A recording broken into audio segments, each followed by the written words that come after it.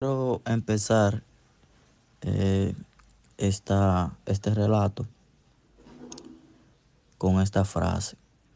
Nuestra marcha hacia la libertad es irreversible. No debemos dejar que el temor se interponga en nuestro camino. Esto nos deja decir que la importancia de enfrentar los desafíos con firmeza, recordando que el miedo no debe detenernos en la búsqueda de la libertad y la justicia. Después de ver esta reflexión, vamos a dar la introducción al tema con este subtema, el Caribe bajo la mira estadounidense.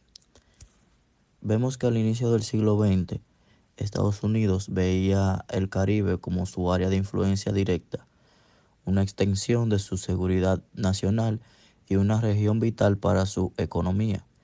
Aplicando la doctrina de Monroe y el corolario Roosevelt, los estadounidenses justificaron intervenciones en países que consideraban inestables. En este contexto, la República Dominicana, con su deuda externa y sus luchas internas, se convirtió en el escenario de una ocupación militar que marcaría su historia. Vamos con lo que es el capítulo 1, la República Dominicana antes de la intervención. Toda historia tiene un comienzo y un final. Ahora debemos saber el por qué Estados Unidos quería invadir la República Dominicana.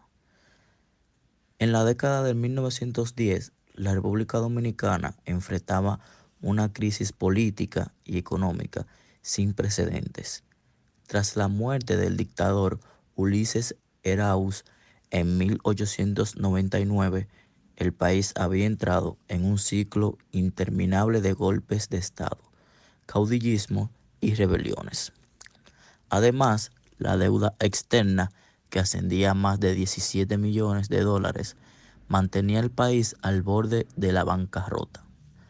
Acreedores europeos, especialmente Alemania, amenazaban con intervenir directamente para recuperar sus inversiones. Esto preocupó a los Estados Unidos, que temía perder su influencia en el Caribe. En 1905, Washington había asumido el control de las aduanas dominicanas mediante un acuerdo con el presidente Carlos Morales. Sin embargo, este control económico no fue suficiente para garantizar la estabilidad política en 1914.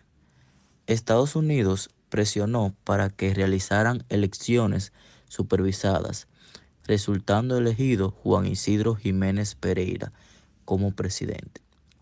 Pero los problemas persistieron.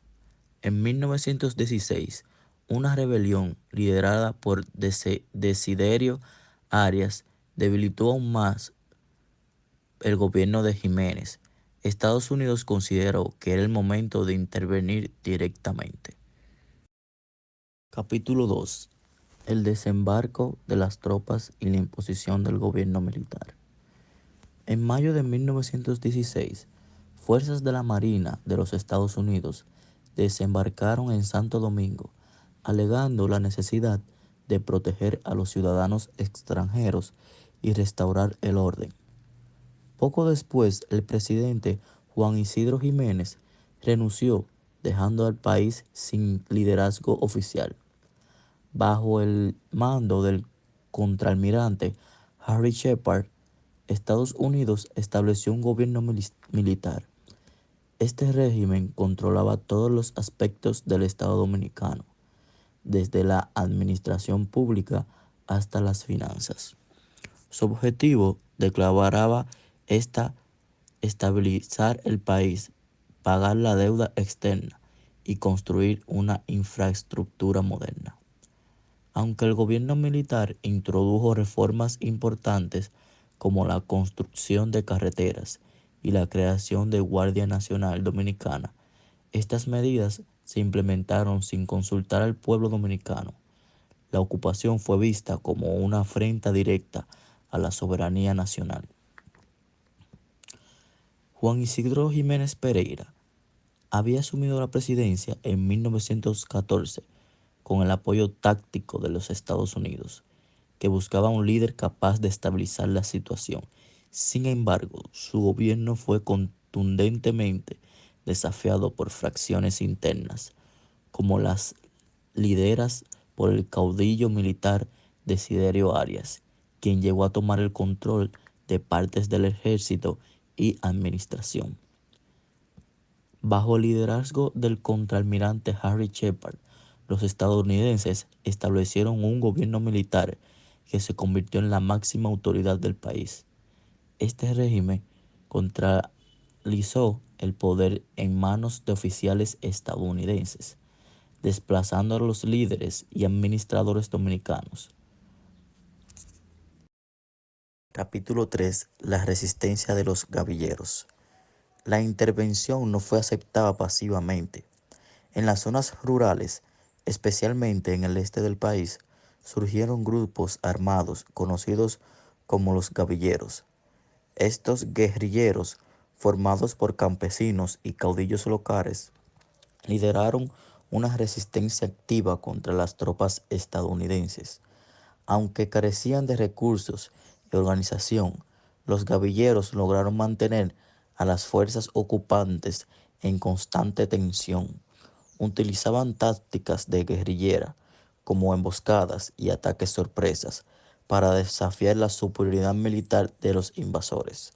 Aunque los invasores tenían armas más sofisticadas, los guerrilleros siempre defendieron a su patria. La respuesta estadounidense fue brutal.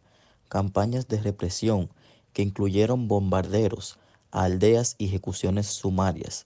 Pese a esto, la resistencia de los gavilleros simbolizó el rechazo del pueblo dominicano a la ocupación extranjera. 4. Las reformas y la consolidación del control estadounidense. Durante los 8 años de ocupación, Estados Unidos implementó una serie de reformas que buscaban modernizar el país y hacerlo más funcional para los intereses estadounidenses. Las reformas financieras, que se centralizaron en la recaudación de impuestos y se redujo la deuda externa. La infraestructura, se construyeron carreteras, puertos y sistemas de telecomunicaciones, y la creación de la Guardia Nacional Dominicana. Esta fuerza militar, entrenada por los estadounidenses, buscaba mantener el orden interno. Sin embargo, años más tarde sería la base del régimen dictatorial de Rafael Leónidas Trujillo. A pesar de estas reformas, la ocupación enfrentó un rechazo generalizado. El pueblo dominicano veía estas medidas como una forma de consolidar el control extranjero en un lugar de beneficiar a la nación. Capítulo 5. El fin de la ocupación.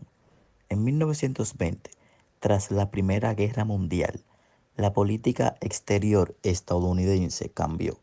Bajo la presidencia de Warren G. Harding, se inició un proceso de desocupación.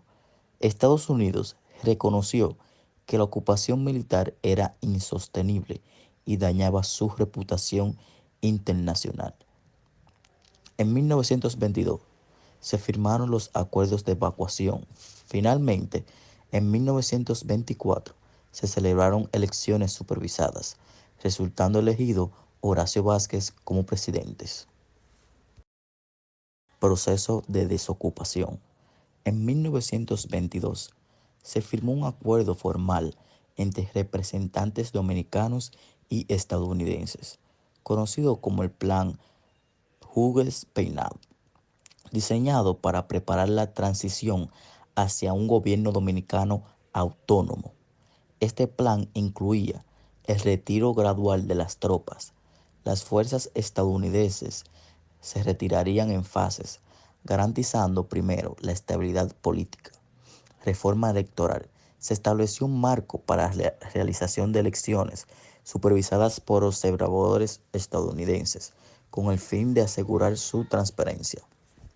Continuidad del control aduanero. Aunque se devolvió el gobierno a los dominicanos, Estados Unidos retuvo cierto control sobre las finanzas mediante la supervisión de las aduanas.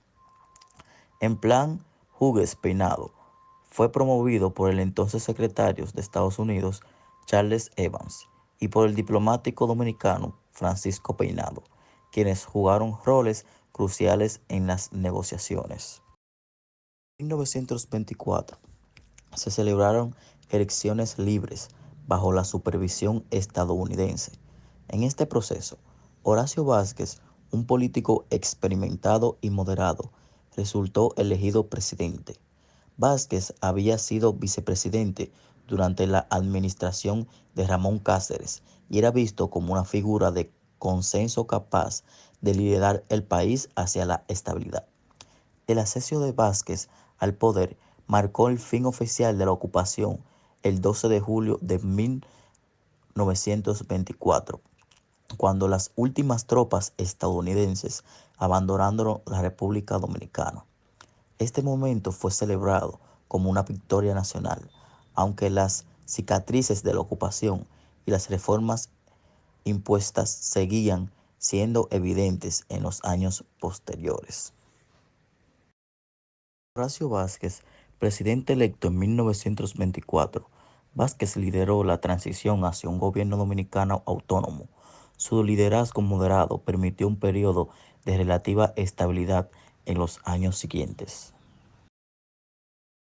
Francisco Peinado, diplomático dominicano, clave en las negociaciones del Plan Hughes Peinado, que estableció las bases para la retirada de las tropas y establecimiento de la soberanía militar de la ocupación, que implementó las políticas que Estados Unidos consideraba necesarias para justificar su retirada. La ocupación estadounidense de la República Dominicana fue un recordatorio de los desafíos que enfrentan las naciones pequeñas frente a las potencias globales. Aunque la intervención trajo ciertas mejoras, el precio fue la pérdida de independencia, algo que el pueblo dominicano nunca dejó de reclamar. En la lucha de los caballeros y en las voces de los líderes nacionalistas, queda la lección de que la soberanía no se concede, se defiende.